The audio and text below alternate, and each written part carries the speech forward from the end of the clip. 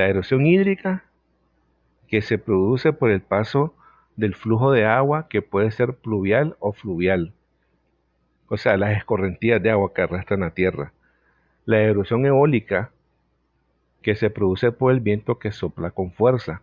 Estas son las llamadas tolvaneras, ¿ya? O tormentas de polvo. La erosión gravitatoria, que se produce por la acción de la gravedad ante la caída de rocas o el de hielo de glaciares desde lo alto de una ladera. Caso típico, los derrumbes cuando hay mucha lluvia en las montañas y no hay vegetación que pueda soportar el peso de la tierra, esta provoca el derrumbe. Pero existe otro tipo de erosión del suelo que ocurre de manera más acelerada y más peligrosa, que es la erosión antrópica, que es la que se produce por la actividad humana que impacta en el desgaste y en el deterioro del suelo como, por ejemplo, la agricultura intensiva, la deforestación, la construcción de canales y de rutas, la ampliación de las zonas urbanas, la cría de ganado intensivo, la minería, entre las principales y que hemos visto anteriormente. Qué interesante, ¿ah?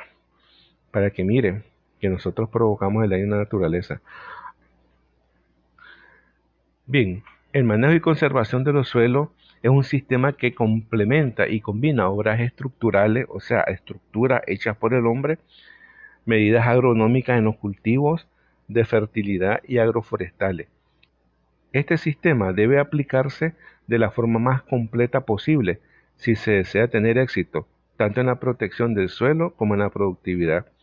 Tomando en cuenta esta combinación, al mismo tiempo se pueden lograr los siguientes objetivos. Controlar la erosión, evitando que la corriente arrastre el suelo. La cantidad del suelo fértil que se pierde en cada temporada lluviosa y que la corriente se lleva al río u otros depósitos es muy alta. Esta pérdida erosiva da como resultado la pérdida de la capa superficial del suelo y la formación de cárcavas. Las prácticas de conservación del suelo están orientadas a frenar la velocidad del paso del agua sobre el suelo, llamado escorrentía. Segundo, aprovechar mejor el agua, aumentar la infiltración del agua en el suelo. Fuera del suelo se pierde toda el agua de la escorrentía que no logra infiltrarse. Esta agua no puede ser aprovechada por los cultivos. Las obras de manejo del suelo y agua permiten el almacenamiento y el aprovechamiento de recursos hídricos, dando uso sostenible al suelo.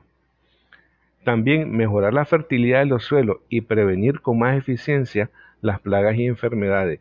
La conservación del suelo, además de contemplar la construcción de obras físicas para el manejo del mismo, consiste también en la aplicación de medidas que ayuden a mejorar la fertilidad del suelo con el propósito de evitar las pérdidas de suelo por erosión y mejorar el rendimiento de los cultivos.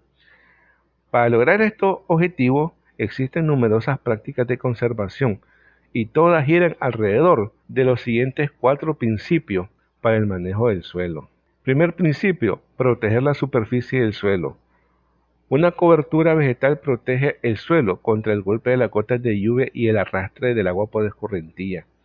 También aumenta la infiltración del agua en el suelo, porque bajo la protección de la cobertura, este no pierde su buena estructuración por la compactación. Ejemplo de ello tenemos la capa material vegetal muerto, o lo que se conoce como rastrojo o mulch, la siembra de abonos verdes, la agroforestería, que es la siembra de árboles en las parcelas productivas, la labranza mínima y las siembras en contorno, siguiendo la línea de las curvas a nivel. Segundo principio, reducir el largo de la pendiente. Hay varias prácticas que reducen el largo de la pendiente y con eso la velocidad de la escorrentía. También ayudan a aumentar la penetración del agua en el suelo y reducen así la cantidad de suelo perdido por los procesos erosivos. Con las obras de reducción o corte de la pendiente, el suelo que arrastra la escorrentía se sedimenta y se mantiene en cada estructura construida. Ejemplo de ello tenemos el uso de barreras vivas, los muros de retención, las zanjas de ladera, las terrazas de base angosta, los callejones o las hileras de árboles. Tercer principio es la reducción de la inclinación de la pendiente. Con todos los tipos de terrazas se evita la escorrentía y se aumenta la infiltración del agua en el suelo. Las terrazas al mismo tiempo ofrecen una plataforma cultivable. El espacio entre terraza y terraza ayuda a que se deposite el suelo ahí y que ahí se pueda sembrar. Ejemplo de ellos tenemos la terraza de banco, la terraza de base angosta, los camellones, la mini terraza o terrazas individuales. Cuarto principio, incorporar materia orgánica al suelo. Estas prácticas ayudan considerablemente a mejorar la fertilidad del suelo. Les recomiendo oír el episodio anterior, creo que es el episodio número 5 de Hablemos de Agroecología, en el cual hablamos sobre la materia orgánica y la biota del suelo. Así que estas prácticas de incorporar materia orgánica al suelo ayudan considerablemente a mejorar la fertilidad del suelo. La materia orgánica se vuelve humus, que funciona como una esponja, lo que favorece mucho la infiltración del agua en el suelo y su retención, la disponibilidad de nutrientes y también la disminución en la escorrentía en el suelo. La incorporación de materia orgánica al suelo mediante las prácticas de incorporación de abonos orgánicos como composta, bocachi, abono verde, lombribumo, estiércol descompuesto, gallinaza y otros, ayudan considerablemente al aumento de la materia orgánica en el suelo. La agricultura sostenible en laderas utiliza estas técnicas, las cuales disminuyen la erosión de los suelos en las laderas, evitando la reducción paulatina de la fertilidad de los mismos y la disminución de la capacidad del suelo para retener agua, y de esta manera evitar la progresiva reducción de la productividad en las fincas. La agricultura sostenible de ladera transfiere tecnología a productores de bajos costos de inversión y mantenimiento, como por ejemplo las tecnologías de conservación de agua y microrriego para asegurar la producción en estas zonas agroecológicas. Y entre estos podemos hablar sobre el nivel A, las barreras vivas, las barreras muertas, las acequias, los diques de 1 metro. Hay muchas cosas que se pueden hacer en la finca para evitar la erosión de nuestros suelos.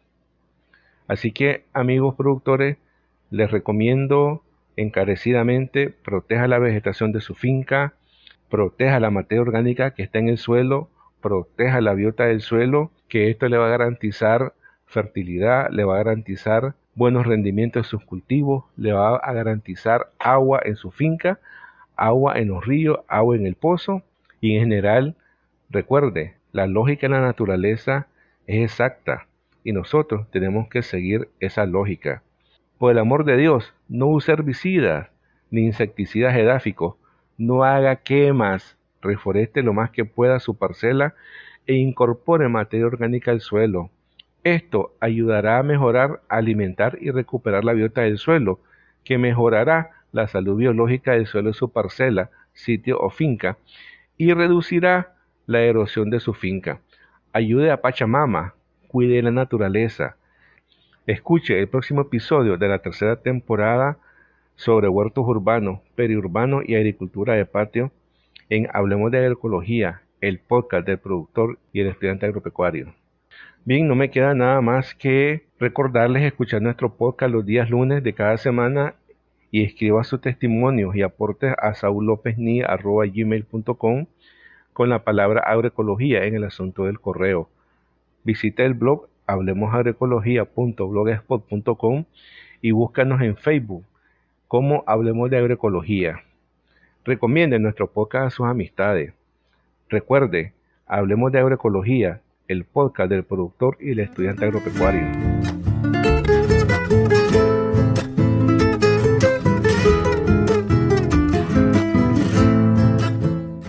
Recuerda escuchar nuestro podcast los días lunes de cada semana y escribe tu testimonio y aporte a saulopesni@gmail.com con la palabra agroecología en el asunto del correo. Visita el blog hablemosagroecología.blogspot.com y búscanos en el Facebook como Hablemos de Agroecología. Recomienda nuestro podcast a tus amistades. Recuerda, Hablemos de Agroecología, el podcast del productor y el estudiante agropecuario.